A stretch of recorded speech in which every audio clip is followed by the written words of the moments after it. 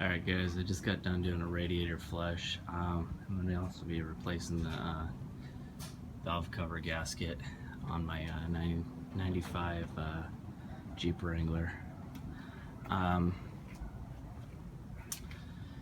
you can see, this thing's leaking like crazy, but these bolts are fingered loose. Like literally, that's how loose they are. So what we're going to be doing, we're going to be removing this.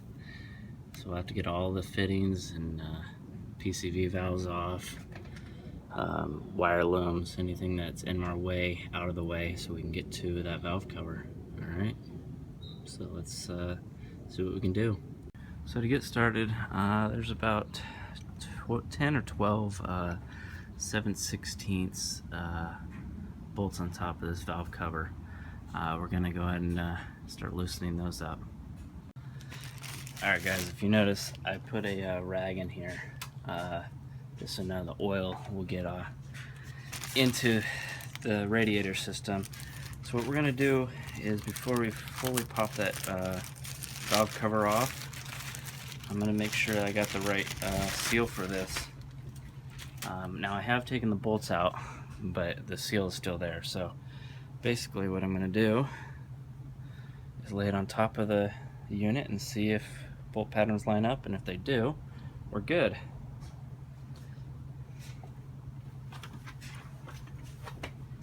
So yeah, I would say this is the right seal or gasket for it. So what we're going to do is, now that I have all the bolts out, remove these guys off the top of the engine. Okay, and then it's a matter of just prying it loose. So let's see if there's anything else attached to it. Oh, my bad, there's one more bolt. Alright, so now that the valve cover's off, we're going to go ahead and clean up the excess oil around where the seal sits. You can use a knife or a flathead screwdriver. I'm going to see what I can get with the knife. I'll probably wind up getting a flathead screwdriver out and using that.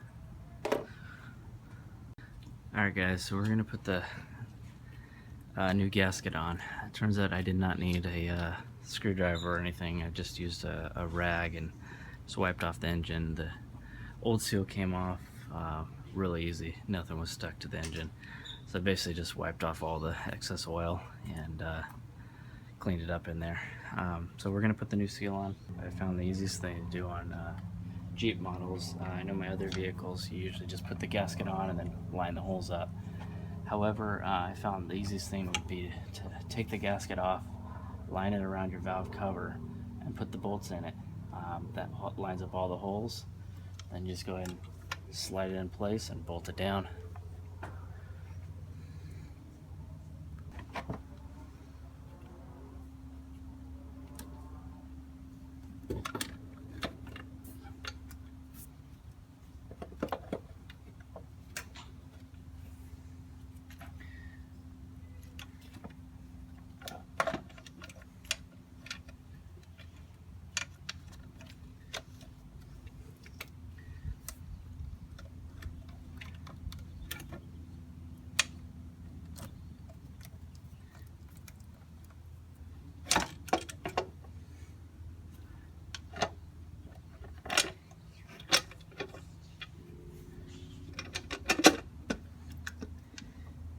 It's in place. Now I just gotta hand tighten these guys down so you don't strip them. Alright. Like that. And then there's, usually a torque pattern I like to do. I'll do that corner, this corner, and vice versa.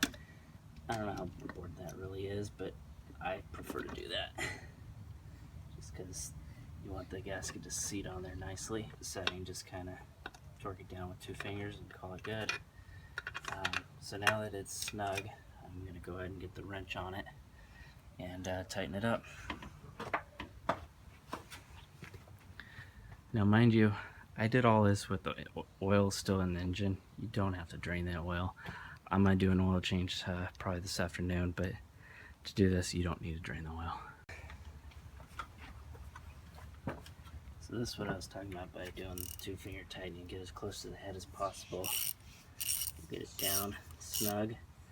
And just use your thumb and 2 fingers. It's about as high as you should get it. You don't want it to come way out here because you get a lot of torque on the wrench. You come around and just do them all like that. Now I've already gone through and done the torque settings, not torque settings, but gone through and skipped around on it. So now I'm just gonna just work my way back, make sure I've tightened it all in.